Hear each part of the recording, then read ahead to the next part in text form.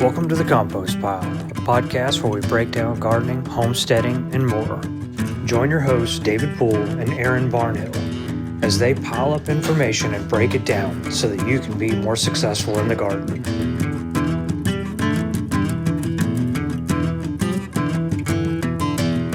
Guys, welcome back to the Compost Pile, your favorite podcast for all things gardening and homesteading. With me, as always, is my co-host David Poole, owner of Mid-County Farm and Feed.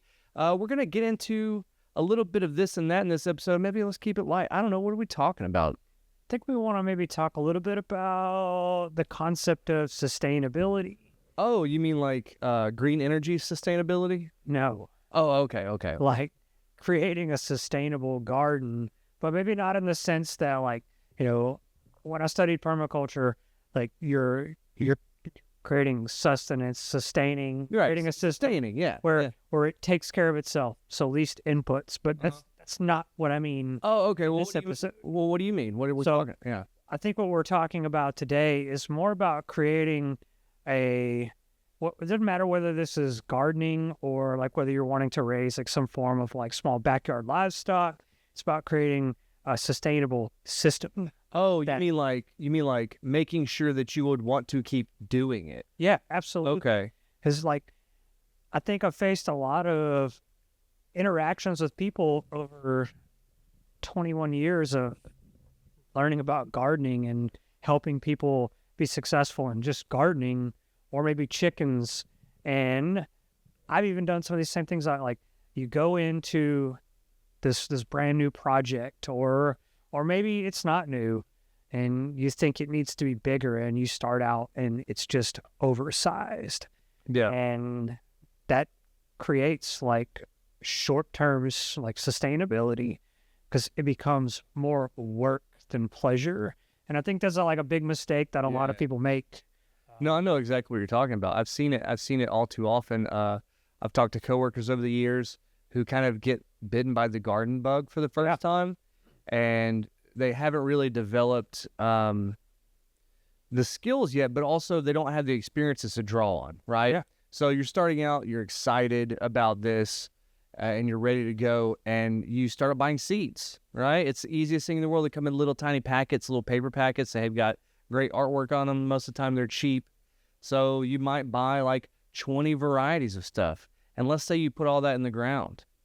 Now what? You got a huge garden, right? And the garden takes watering. It takes observation daily. It takes picking and pruning and all that. It also And takes like you're setting yourself up for failure. you're navigating all these different plants that don't have all the exact same needs. Oh, no. And so just like, I don't know if you ever experienced this from a work perspective, but like it brings on, eventually you get burnt out.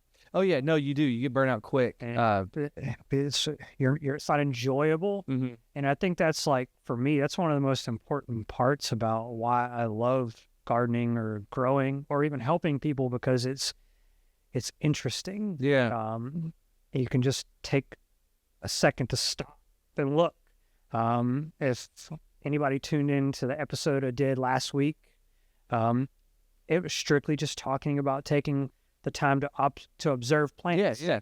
Like, what are the plants telling you? Like, are you listening to the environment and what's around you? And when you go too big, you ruin that right out of the gate for yourself. Well, it's too much to keep track of, right? Yeah. And I've talked on this channel plenty of times about like having a process, writing some stuff down, even really simply diagramming out your plot, right? Keeping track of what seeds you have. And when it becomes too much, you just kind of stop.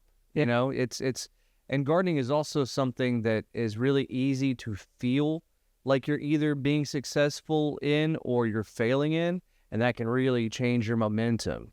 You know, if you have like half of your crop not fruiting, or half of your plants dying or wilting or drooping or just not being successful, it'd take all of your steam out, you know, it'd take all the wind out of your sails. And then too, if you couple that with like just starting off like with a lot of space, you've invested a lot more financial resources into getting it going. Yeah. And the same thing goes for like raising chickens. Like you go in and you start off with way too many Yeah. like right out of the gate. I did this. I know. And that's the reason why I don't have them right now, is because I burnt myself out from it, and it was not enjoyable at all. Right. And I know I want to do it again, but I've got to get over that like mental like state, and because if I do it again, it's got to be enjoyable. And you started out in a non-sustainable way. Exactly. With chickens, with your backyard livestock, right? You had it in your head, hey, I'm going to be a chicken baron. I'm going to start, Texas fried chicken and everything. I'm going to be the egg king of mid-county. And you just had too much, right? I mean, maybe it's... And even like at home, if I think about like just my gardening space, like I started off like in the newest space that we have, I have probably 7 or 8 raised beds, and that seems like a lot, and it is in a sense, but they're not all like massive like 4x8 beds, right? Like, so I'm not dealing in hundreds of square foot of garden space. I'm dealing in very small, controllable plots that worked well together.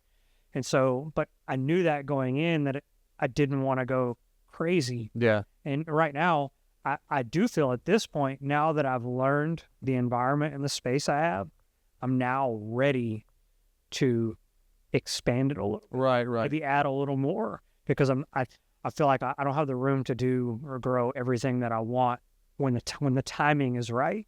So now I've learned, I'm comfortable, I'm happy, things are very, very easy to deal with. So that's what you've got to do. You got to get in there, start small. I had somebody come in the other day on Saturday. I was very towards the end of the day, and I just happened to catch several customers, and they came in, they were ready to plant something. They were doing it today. They were building this garden. At the end of the day? It might have been in the middle of the day. I don't know. Oh, okay. I have no concept of time. Oh, yeah. It's always earlier that I didn't even realize it was Wednesday. That's true, yeah. So they had a tiller already like scheduled to rent. They were going to go home. They were going to break ground. They're making rows? Yeah, they were making rows. And they came in to get seeds, and they were asking for like not all their, I'm going to say it wrong. They were asking for things that like they weren't going to be successful with right out of the game. Right, they were going ham. They were going all in, man. Right. Everything. They were talking about, they were going to plant melons, peppers, tomatoes, cucumbers, like just everything. And started talking to him about it. I was like, I think you're getting a little in over your head. See, first of all, this is why you're a great merchant, right? Because you go to any other place, you go to big box stores, you go to hardware stores, stuff like that. I don't know anybody that's going to talk people out of buying more merchandise. I mean, to be truthful, in this instance, like when it all was said and done, I did sell the client more than what they came in to buy. It was more appropriate, right? But I sold them something, and I got their mindset right. So instead, they went home, and they were going to build 3 4x8 cinder block beds, just one level deep. Right. Okay. They could build it up more if they wanted. They went home, and they had a plan. They were going to plant one bed with melons only to keep it separated. Then they were going to plant some other things. We talked about like how if they planted tomatoes, they probably weren't going to get any, or it was going to be a very laborsome and unfun growing season because we're already getting pests. Right. It's already getting really hot. Most likely by the time they get big enough, they're not going to fruit. So we had that opportunity to like set them up for hopefully success right out of the gate. And they were still just as stoked when they left, but they left with a total new game. With a better idea, yeah. With a better idea. And it was talking to them about, like, we've talked about this a lot on this show, like the challenges of in-ground gardening and why a lot of people go to raised beds. And that was something they had no clue about. So they went home and they're building a raised bed in a sense. They're elevating their space. Right. And they're setting themselves up for success. And that's kind of where most people miss the mark, I think. They have this grandiose idea. Yeah.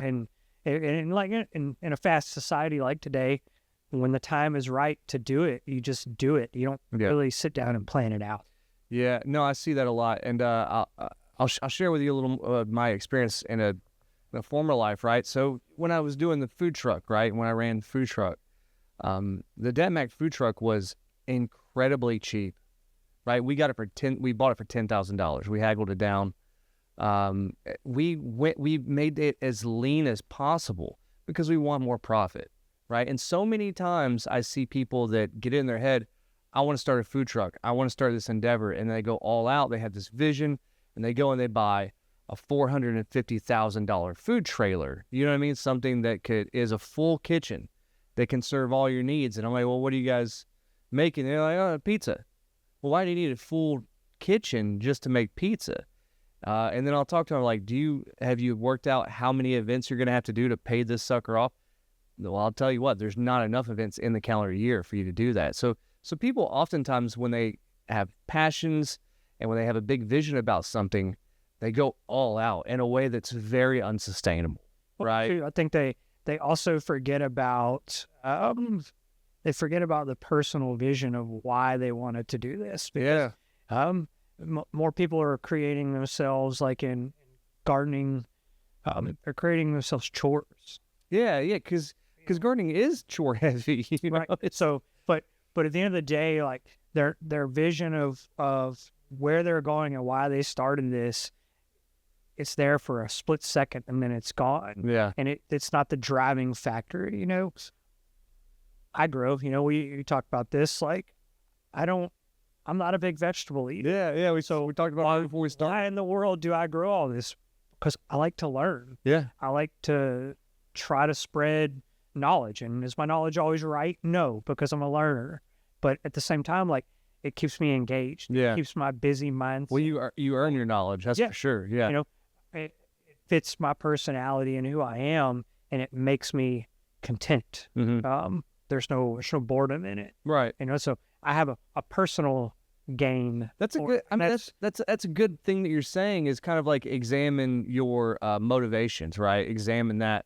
Why are you wanting to garden in the first place? And that kind of keep you on track for being sustainable. That's and I think too, part of that, like, you know, if you're unlike me and you actually love lots of vegetables and things like that, you know, what actually are you passionate about? Yeah. What are the things that you actually use? Because I think in building a sustainable gardening system, you also have to think about, like, what the hell am I going to do with all this stuff? Yeah. Like, if you are successful, and you start out small and you plant a good stand of something, like, are you physically prepared to do something with it? That happened to me last year. We've talked about it. I grew okra last year for the first time. Wildly successful. It's an easy plant to grow. You know what I mean? Easy. And I had so much okra. How much okra do you think I ate last year? I have no idea. 0. I ate none. I ate absolutely none. But that doesn't really deter me. I'll probably grow okra again because it's a beautiful plant. Right. It has these nice little hibiscus flowers. It's really fun. It's a fun plant. So even if I didn't eat the okra, I don't really care. Right? I was learning something, and I can give it all away. Right? So, you got to think about those things. Like, I'm about to harvest probably like 100 cherry tomatoes. It was like, prolific. Yeah. What am I gonna do? Like, I just moved some leaky cherry tomatoes off my counter this morning because I didn't do anything with it. Right, and they're like, I can't like put those in a salad or something fast enough to use them all. So right. I have to think about what I'm gonna do with it. Like, am I gonna can? Am I gonna like prep and freeze? Mm-hmm. Am I gonna cook some of it fresh? Like, what allotments am I gonna do with it? And like, do I know how to do this? And if I don't, like, I should probably be thinking about that before I ever even come close to picking it up. I'm not saying you gotta like know that before you plant the plant, but like, you're taking care of it, you're learning a little bit, but maybe like as you're getting ready over that month or two before harvest, like, what do I got to do to do something with this? What am I going to do with my 30 pounds of jalapenos? Because I know as much stuff has gone to waste on my kitchen table, like, I know that I'm not the only one. Hey, none of it goes to waste on our kitchen tables because we have compost piles. True. I'm just saying, throw that sucker right in the compost pile. Recycle it. And so there's a lot of preparation that's got to go into it. I think that's another discouraging thing. Like, if you don't lose it to that, you can lose it to just not knowing the problems you're going to face. And you have to realize that it's an experiment. Mm-hmm. in a sense. You have to treat it like an experiment. You're going to have successes and failures. Not every year you're going to get a bumper crop of every single thing. And some years you're going to have a bumper crop, and some problem's going to come along, and it's going to decimate something. And that's just unfortunate. It's just the way it is sometimes. Yeah, and I think it kind of comes down to sustainability can come down to a personality type as well. Yeah. Some people need regiment to be sustainable, right? Because they like to be focused and they like regiment. There's people that only grow roses, right? And that's their thing because they're breeding roses, or maybe they're trying to work for a pure black rose and be the first person in the world to ever, breed that. Some people are ADHD boys like me and just thrive in chaos. In chaos. That's what I was trying to say. And I know that's what I need to be sustained. And then this hobby kind of begets another hobby, and I go down all these rabbit holes, right? Because before I know it, I have all this food. Oh, I need to look up canning methods. And now I'm learning canning, right? Now I'm learning preservation. Now I'm learning all these other things, and I'm ready for it. But you kind of need to do a little bit of self-examination on that as well. It's like, what are you here for? You know what I mean? Are you just trying to be like Smoky Ed Curry and grow the hottest peppers? Cool. Do you want to plant flowers and fruit and maybe house plants are your thing? So kind of examine that, and that'll help you be sustainable too. Absolutely. Right? What do you want to focus on? One other thing that comes to mind, like when I think about sustainability, is a lot of people too, they're not prepared to understand the water usage that gardening takes. I'm not saying that from a sense that like your water bill is going to go up crazy. I mean, not really. Yeah, municipal water is cheap, but also it's one of those chores that becomes absolutely like the least favorite thing for some people. They hate that.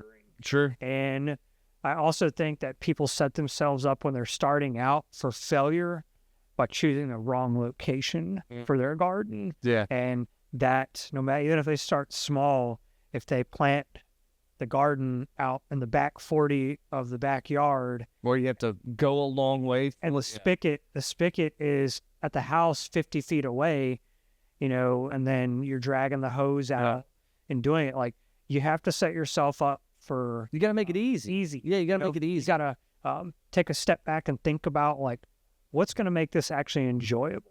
Right.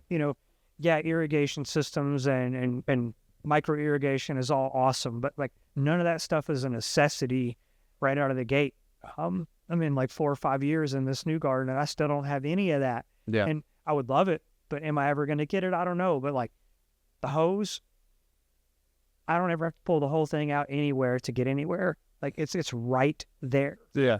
I made it specifically for that because I knew it would be a pain point, in which made me hate gardening, and I would quit. Yeah. Because it's one of the things that I learned in my first garden. I was like, it was a nuisance to have to get the hose. What do you have? Like, do you have like a cool retractable hose or something? No. I just have I'll never think of the name of it, but it's a flat hose that's almost like it reminds me much like a fire hose. Yeah. Okay. Yeah. And it's very, very lightweight. I have a 100-foot hose at the store, and I have a 50-foot one at home. Mm-hmm. And even when it's full out of water, it hardly ever kinks because it's a flat hose. Because it goes back flat. Right. And it's when it's full of water, it's very lightweight. It's not cumbersome. That's pretty cool. Yeah. And it's just simple. It doesn't. And that's you examining a pain point and your gardening and your technique and who you are as a person. And you don't want to be fighting a hose all the time, right? So you did the sustainable. Anytime I have to water at the feed store, we have like a traditional hose. You don't want to see the steam coming out of my ears when it kinks 30 times in a 10-minute period. But it's just one of those things. Like, we always talk about having a plan and documenting, and maybe not all that stuff is feasible right out of the gate, but be thinking ahead for ways that you can improve it and make it easier down the road, because the more sustainable it is for you personally, the more successful you're going to be. So let's dumb all this down, right? Let's take it to the brass tacks. What is the number one thing you think somebody could do to improve their sustainability in the garden? Maybe two answers. It's like, and I'll give you mine after. If you're just starting, start small and grow. Okay. Learn your space, learn your environment, learn your setup, make sure that you're successful on a small scale, and then you can begin to scale your system. This is like, as somebody like a business person, like anybody who runs a business knows that if you can create systems like McDonald's, you create a system, it's scalable to no end. So you could make it as big as you want if you perfect the small space first. Now, if you're somebody who already is an established gardener, dial in what matters the most to you and what actually gives back what you put in, and grow things that are actually like sustainable from a cost perspective to grow, so that we're actually getting some things and that you can actually use everything that you are growing. So what are yours? Well, I mean, you kind of stole that right out of my brain. I was gonna say, I think the biggest thing for sustainability is start reasonably and responsibly, right? And exactly what you were saying is you can't go hog wild. I know you want to, and if you're the type of person who thrives in failure and that's how you learn, disregard what I'm saying. There's a lot of people that are like that. You know what I mean? They really, and that's the best way to learn. But I promise you, if I'm thinking about the customers you were talking about who were going to rent a tiller and who were going to make rows and doing all that, I'm thinking about that person, that example. If you've never done it, I promise you, growing like just a couple peppers is going to give you the same satisfaction as growing a whole row of peppers for your first time. You know what I mean? And maybe even more satisfaction. Yeah, exactly. And you're hedging your bets and you're learning more and you're fine tuning everything. And if you start way up here, there's not really anywhere to go with satisfaction. You know what I mean? If you just think about all the other things that we do in our lives and the way that we learn, we always learn small and we build on that, right? So if you're trying to come right out of the gate and make a market farm because you want to go to the farmer's market, and where are you really going to go? I mean, even if you're successful at that, you're kind of ruining it. You're peaking. Well, I will say there is somewhere that you can go. And I feel like that it is the point of this entire conversation. Okay. If you're here, the only place to go is here. And that's failing and quitting. Yeah. And then the whole concept and investment and endeavor to what you're doing, no matter whether it's food, eggs, goats, quail, makes no difference. Like, if you go all in and you don't put the building blocks in, absolutely, then you can go down. Yeah. And then you're going to quit, not because you're not satisfied. You're not successful. So I agree with you 100%. Yeah. So that's just been kind of we kind of had like a little bit of a more free form, not really rambly episode. We hope that you like it. This is just sort of an exploration of sustainability, right? In gardening and in homesteading. Take out of it what you will. And I feel pretty good about it. Yeah, for me, like, figure out why you're doing it in the first place. And it'll tell you a lot about where you're going with your project, no matter what it is. And if you always take the why, it will always drive you in the right direction. That's really good. That is really good advice. And my advice is going to be start small, right? Yep. You always want to work up. If you're always working up, you're never going backwards. Yep. Well, thanks, man. It's been a fun time. I'm glad we're back. We had a couple weeks off, so it's good to be back. Yeah. And we'll see you guys next time on the Compost Pile.